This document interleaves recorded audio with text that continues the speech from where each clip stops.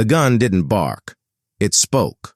One dry, final sentence fired at point-blank range inside a back room on West 126th Street, a room that had sworn loyalty more times than it had seen daylight.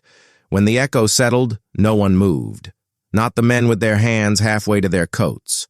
Not the ones who had survived prison riots, street wars, and police raids. Not even the one still standing with the gun in his hand.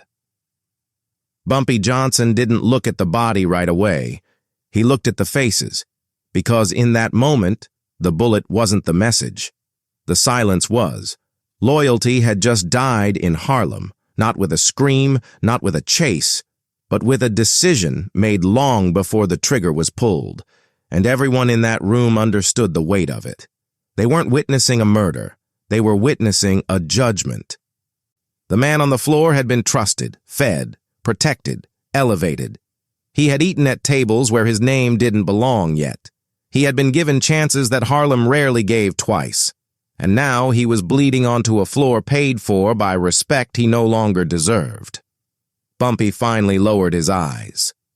For a brief moment, no longer than a breath, there was something there that looked almost like regret. Then it was gone. Because legends don't survive by mistaking betrayal for misunderstanding. Outside, Harlem moved like it always did. A woman argued with a butcher. A preacher locked his church. A police cruiser rolled by slow, pretending not to notice the men standing guard near the building's entrance. Nobody screamed, nobody ran. But by sunrise, everyone would know.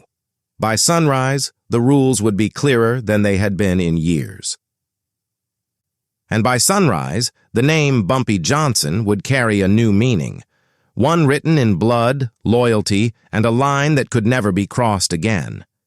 This wasn't about violence. This was about order. Years before that gunshot ever echoed, Ellsworth Bumpy Johnson had already learned a lesson Harlem taught harshly and early. Respect was not given, it was enforced, and loyalty, once broken, didn't just weaken a man. It endangered everyone connected to him. By the late 1930s and into the 1940s, Harlem wasn't just a neighborhood.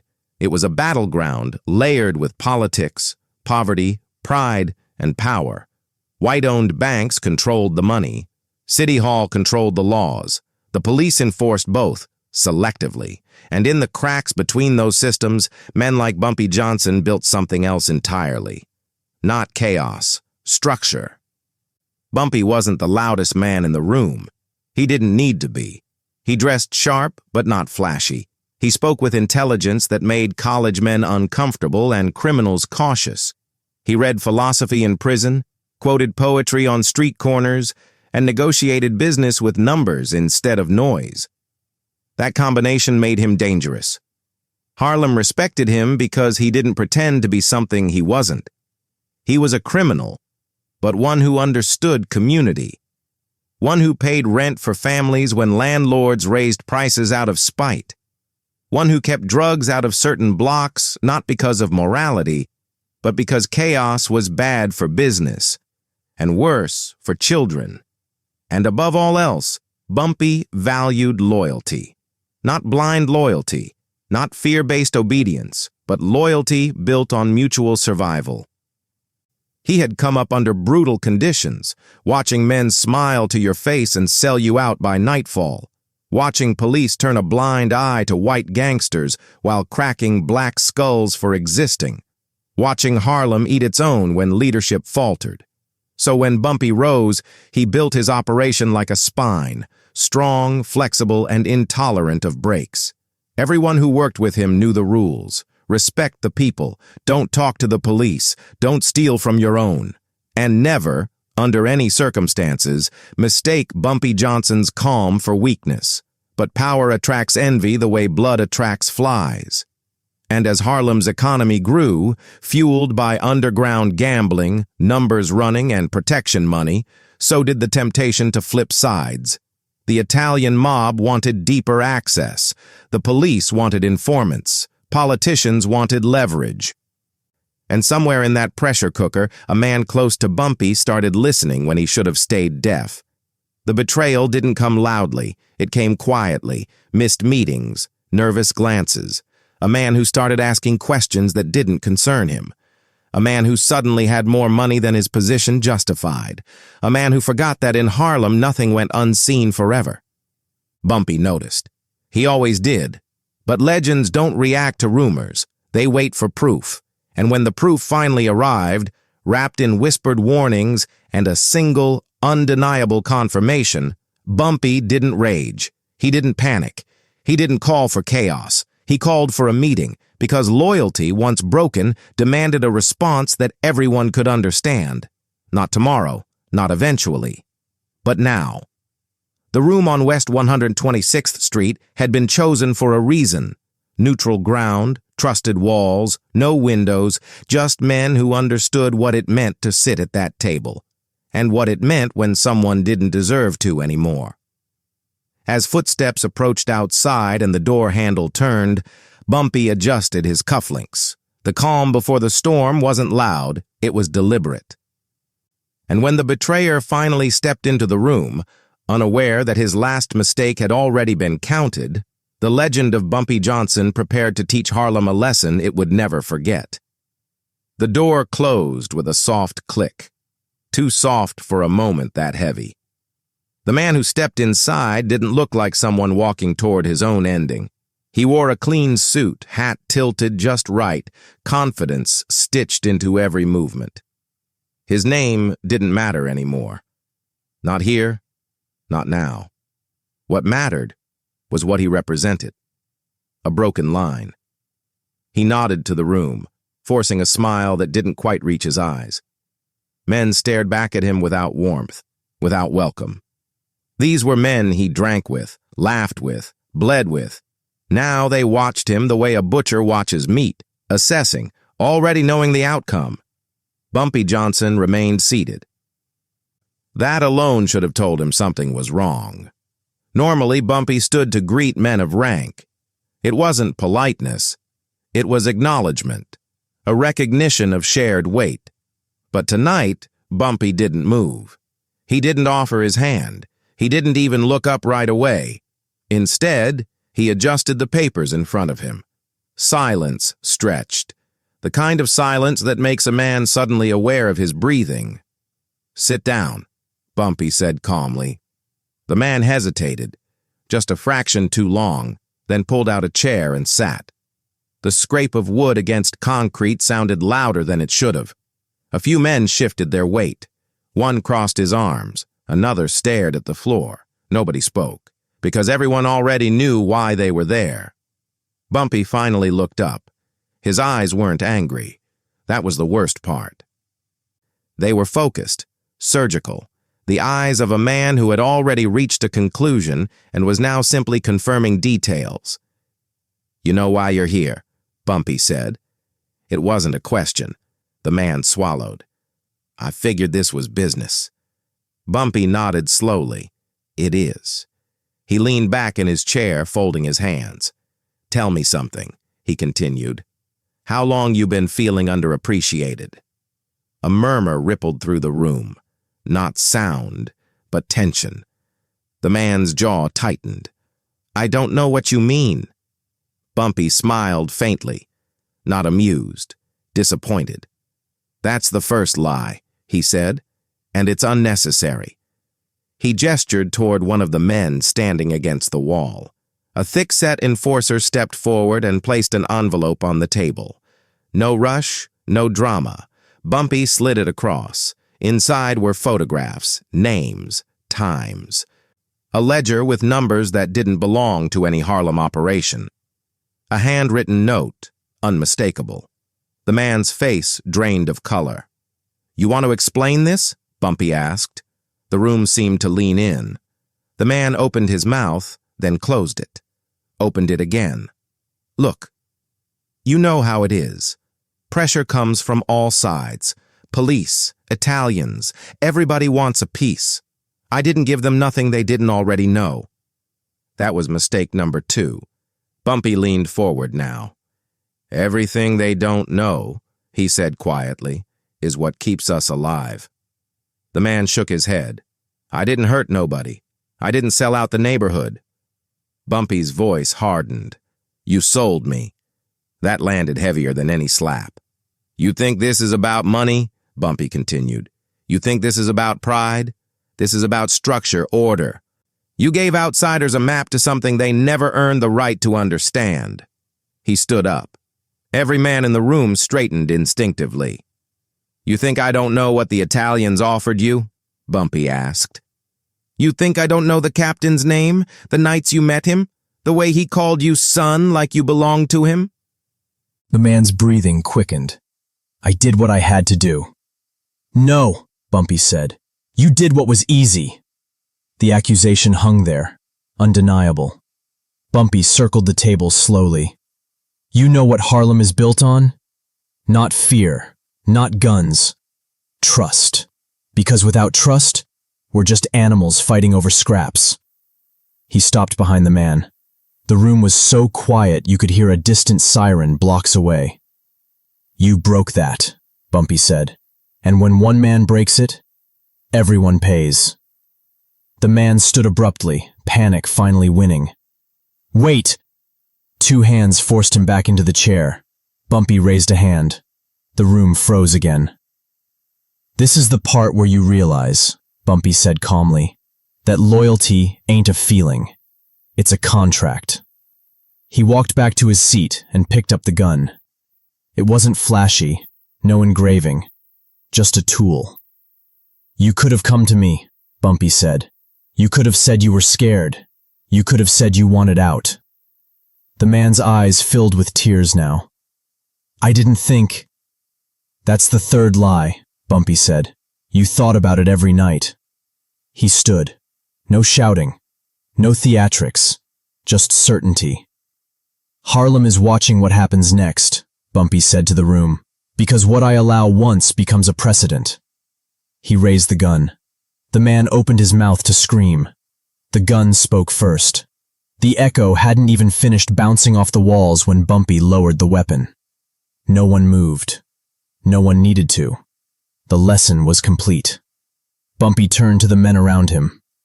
Clean this up, quietly. Then he walked toward the door, adjusting his coat like he was leaving a business meeting, because that's exactly what it was. Outside, Harlem breathed on. But inside that room, loyalty had been redefined, and the consequences were only just beginning. The body was still warm when Bumpy Johnson stepped back onto the street. The night air hit him differently now, colder, sharper, like Harlem itself was watching to see whether he would flinch. He didn't. He pulled his coat tighter, nodded once to the men posted outside, and walked into the darkness with the steady pace of a man who understood exactly what he had just done. Inside the building, no one spoke for nearly a full minute. Then the room exhaled. Men who had survived shootouts, prison stabbings, and police beatings finally let themselves breathe. Not because the violence was shocking. They had all seen worse. But because the line had been drawn with a clarity none of them could pretend not to understand.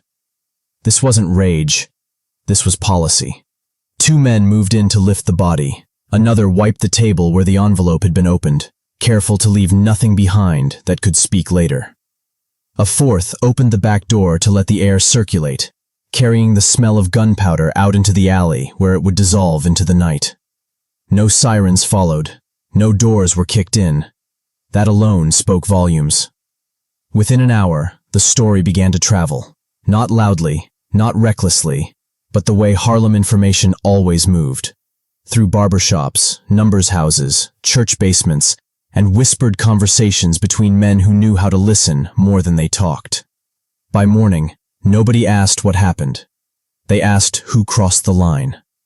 And the answer was always the same. A man who forgot who protected him. The police heard about it by sunrise. They always did. But this time, there was no raid, no press statement, no convenient witness suddenly willing to testify. Because the man who died had been valuable, not just to Bumpy's operation, but to law enforcement's quiet ambitions. An informant lost was an embarrassment no captain wanted on his record, especially not one who'd been so confident he was untouchable. In a precinct not far from Harlem, a police captain stared at his desk, jaw clenched. He had promised his superiors results. Promised them a way inside Bumpy Johnson's structure without blood in the streets. Promised them a slow collapse. Instead, he had just lost his best asset. And worse, he had been reminded that Harlem did not belong to the NYPD. Not completely. The captain lit a cigarette and exhaled slowly. Bumpy Johnson hadn't just silenced a traitor.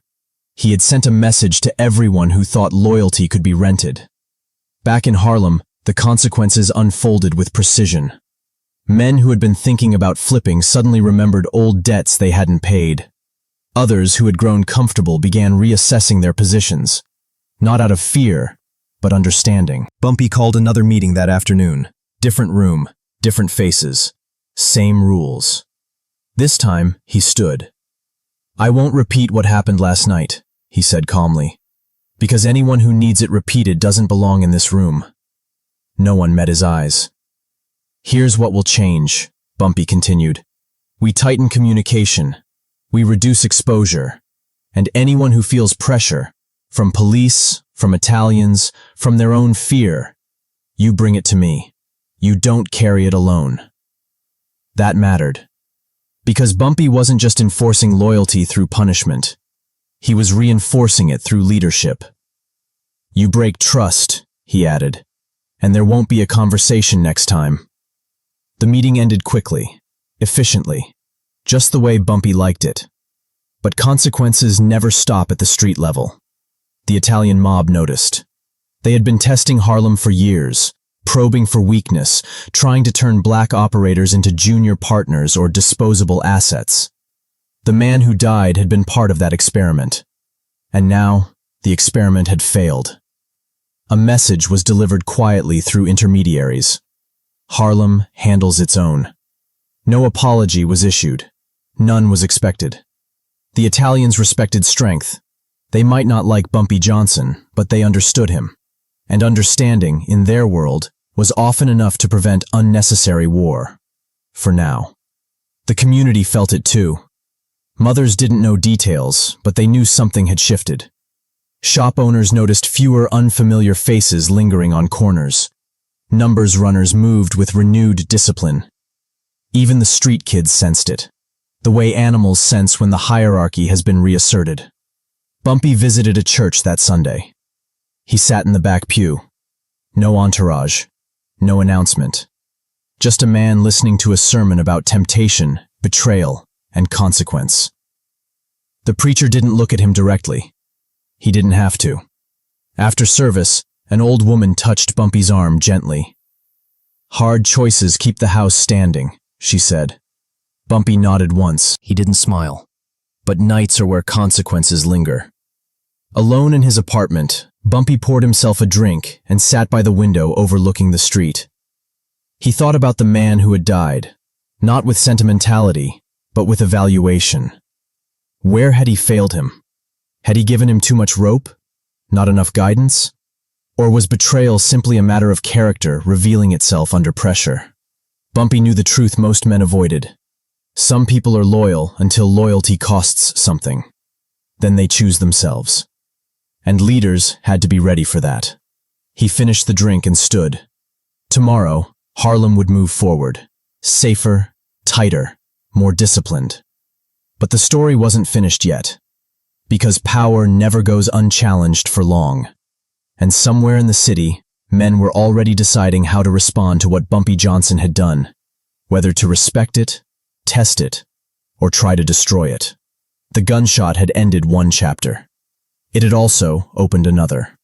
Power never announces its challenge. It circulates.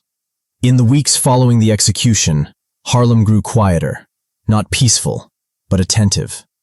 Like a room waiting for the next move. Everyone knew Bumpy Johnson had tightened his grip. What they didn't know was how the other forces circling Harlem would respond. The answer came not with gunfire, but with paperwork. A federal indictment. It landed like a clean punch to the ribs, sudden, precise, designed to take the wind out without spilling blood. Gambling charges, tax discrepancies, Conspiracy language vague enough to stretch across half of Harlem if the courts allowed it. Bumpy read the document carefully. He smiled. Not because it amused him, but because it confirmed what he already knew. The police captain hadn't forgotten. He had simply changed weapons. The courthouse on Center Street smelled like old paper and fresh ambition.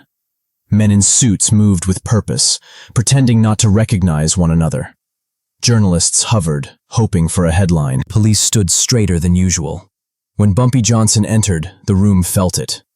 Not because he demanded attention, but because attention followed him naturally. He walked without cuffs, escorted but not restrained. His suit was immaculate, his posture unhurried. A man who knows where he stands never rushes. The police captain watched from across the room. He had rehearsed this moment. Imagined Bumpy smaller under fluorescent lights, stripped of street authority, forced to answer to the law. But what he saw instead unsettled him. Bumpy looked comfortable. They locked eyes briefly. Bumpy didn't smirk. He simply acknowledged the man with a nod, the way one professional recognizes another. That infuriated the captain more than any insult could have. Inside the courtroom, the judge took his seat. The charges were read. The words were heavy but familiar. Bumpy listened patiently, hands folded, expression unreadable. Then the prosecutor stood.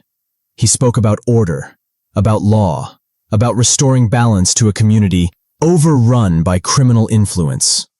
Bumpy almost laughed, because balance was exactly what this was about, just not the kind the courtroom wanted to admit. When it was time for the defense, Bumpy's lawyer rose slowly. He didn't argue innocence. He argued process. Evidence gathered without warrants, informants with questionable credibility, ledgers that changed hands too many times to remain pure. A case built on whispers and assumptions. And at the center of it all, an informant who was suddenly unavailable. The prosecutor stiffened. The judge raised an eyebrow. The police captain shifted in his seat. The absence spoke louder than testimony ever could. During a recess, Bumpy was led into a side room. The police captain followed. This wasn't procedure. This was personal. "You think you won," the captain said, closing the door behind him. Bumpy met his gaze calmly.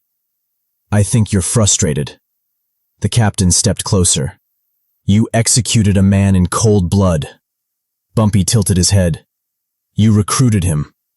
The words landed clean. "He was working with us," the captain snapped.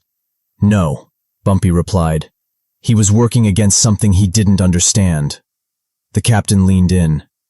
"You're not a king, Johnson." Bumpy didn't raise his voice. "Neither are you." Silence thickened. "You keep pushing," the captain warned, "and I'll bury you under paperwork you'll never crawl out from." Bumpy smiled faintly. "Then do it right, because half measures get men killed." The captain stared at him, searching for fear. He found none. Back in the courtroom, the judge returned. A ruling was made. Charges dismissed. Not because Bumpy was innocent, but because the case was weak, sloppy, rushed. Justice sometimes came down to competence. The gavel struck. Bumpy stood. The captain's jaw tightened. As Bumpy walked past him, he stopped briefly, low enough that only one man could hear. "Next time," Bumpy said calmly, "don't borrow loyalty you can't protect." Then he kept walking. Outside, Harlem waited. Men stood along the sidewalks pretending not to watch. Cars slowed just enough to see him step free. A few heads nodded, a few hats tipped. No cheers. Respect didn't need noise. Bumpy didn't raise his arms. He didn't celebrate.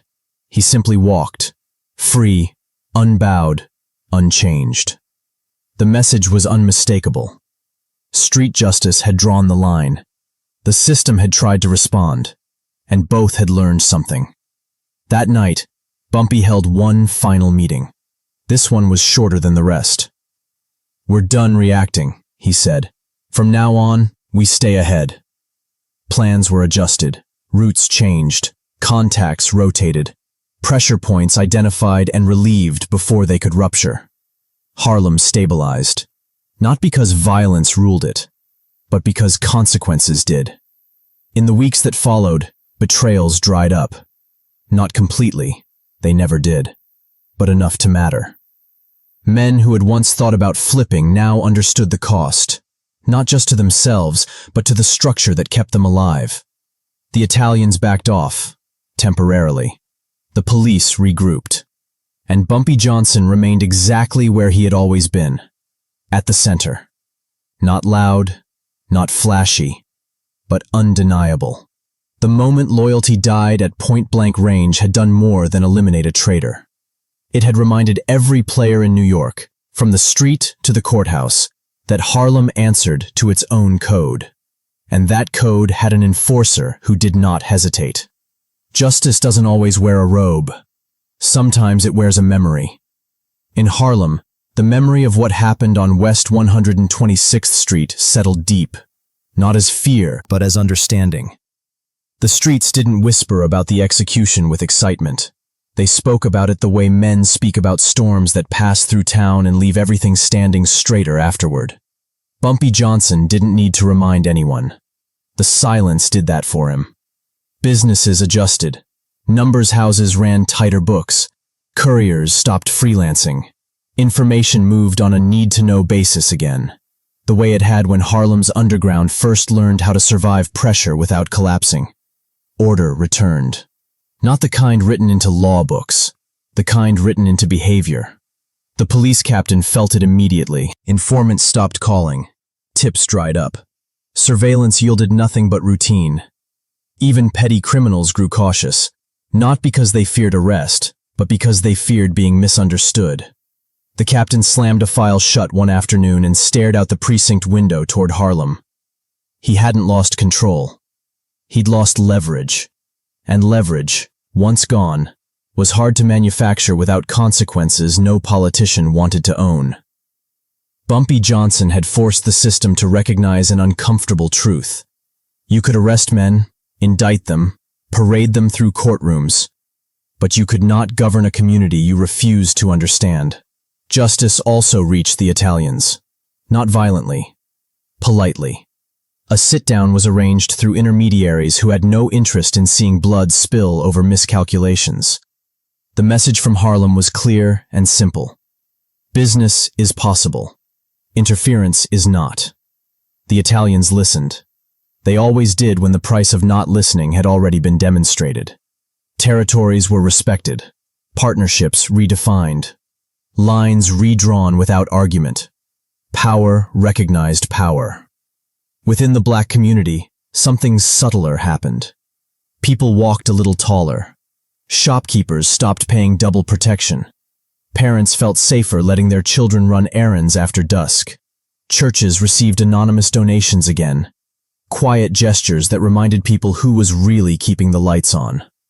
Bumpy didn't seek credit. He understood something most men in his position didn't. Visibility invited erosion. So he stayed in the background, letting the structure speak for itself. One evening, weeks later, Bumpy sat with a young lieutenant who had been shaken by the execution. "You ever regret it?" the younger man asked carefully. Bumpy considered the question. "Regret implies choice," he said finally. That moment didn't offer one. The young man frowned. "But killing him," Bumpy raised a hand, "saved more lives than it ended." That was the justice Bumpy believed in, not moral purity, but consequence-based survival. Harlem didn't erupt after the betrayal. It stabilized, and that was the victory. No gang war, no police crackdown, no public spectacle. Just a community reminded that lines mattered, and that crossing them carried a price too steep to ignore. Legends aren't born in moments of noise. They're forged in the aftermath, when the dust settles and the world quietly adjusts around a man's decisions. In Harlem, the weeks turned into months, and the months into years. The execution on West 126th Street stopped being a headline in whispered conversations and became something more permanent. A reference point. Men would say, Remember what happened the last time loyalty was tested? They never needed to finish the sentence. Bumpy Johnson's name handled the rest. What set Bumpy apart wasn't the violence. Harlem had seen plenty of that long before him. It was restraint, precision. The way he refused to let chaos pretend it was justice. Other operators ruled through fear. Bumpy ruled through predictability. Everyone knew where he stood. Everyone knew what he tolerated. And everyone knew what he did not. That clarity turned Harlem into something rare for its time, a place where power didn't constantly cannibalize itself. Historians would later struggle to explain it. How did a black crime boss operate openly for decades while outlasting rivals, police crackdowns, and political shifts? The answer always came back to the same moment. The moment loyalty died at point-blank range and took confusion with it. Law enforcement adjusted their approach. Not publicly, never publicly. But internally, the language changed. Bumpy Johnson stopped being described as volatile. He was labeled calculating. That single word changed everything. Because volatile men could be provoked. Calculating men had to be understood, and most institutions weren't built for that. The police captain who had pushed too hard eventually transferred. Not fired, not disgraced, just moved. A quiet admission that force alone hadn't worked. In the streets, young men studied Bumpy differently now. Not just as a gangster, but as a strategist. They noticed how rarely he raised his voice, how he listened longer than he spoke, how he never rushed retaliation, but never delayed justice either. And most importantly, they noticed how Harlem stayed intact under his watch. That mattered more than reputation. Bumpy himself aged into the legend without ceremony. His hair grayed, his steps slowed slightly, but his presence never diminished. When he entered a room, conversations still paused, not out of fear, but acknowledgement. The execution was never discussed openly with him. It didn't need to be. Some acts are too defining to require repetition. Years later, when younger men asked him how to keep power, Bumpy offered no speeches, just one sentence. Make the cost of betrayal higher than the reward. That lesson outlived him. When Bumpy Johnson eventually passed, Harlem didn't mourn loudly. It reflected. Because men like him didn't belong to one moment. They belonged to a pattern of survival carved into history. He wasn't a hero. He wasn't a villain. He was something rarer. A man who understood that loyalty was the spine of any community, and that once it broke, everything else followed. The story of that night on West 126th Street became legend not because of the gunshot, but because of what came after. Peace, structure, respect, and a city that learned, the hard way, that dignity sometimes demands an enforcer willing to carry the burden no one else will. This wasn't just a story about a gunshot in a back room. It was a story about what happens when loyalty becomes optional, and what it takes to make it matter again. When Bumpy Johnson pulled that trigger, he wasn't acting out of rage. He wasn't settling a personal score. He was closing a breach that threatened to collapse everything Harlem had built to protect itself in a world designed to see it fail. History often misunderstands men like Bumpy. It wants them simple, criminal or hero, villain or savior. But legends live in the uncomfortable space between. They do the work others talk about. They make decisions others avoid. And they accept consequences others refuse to carry. That night on West 126th Street, loyalty didn't just die. It was defined. Defined by action. Defined by consequence. Defined by a man who understood that respect without enforcement is just a suggestion. Harlem didn't become safer because fear ruled the streets. It became safer because the rules became real. And decades later, when people still speak Bumpy Johnson's name with a mix of caution and respect, they aren't remembering a crime. They're remembering a moment when order stood its ground. Because sometimes, history doesn't turn on speeches or laws. Sometimes it turns on a single decision, made in silence, by a man willing to carry the weight of being the last line between chaos and dignity. That is why Bumpy Johnson is remembered. Not for the trigger he pulled, but for the line he refused to let anyone cross.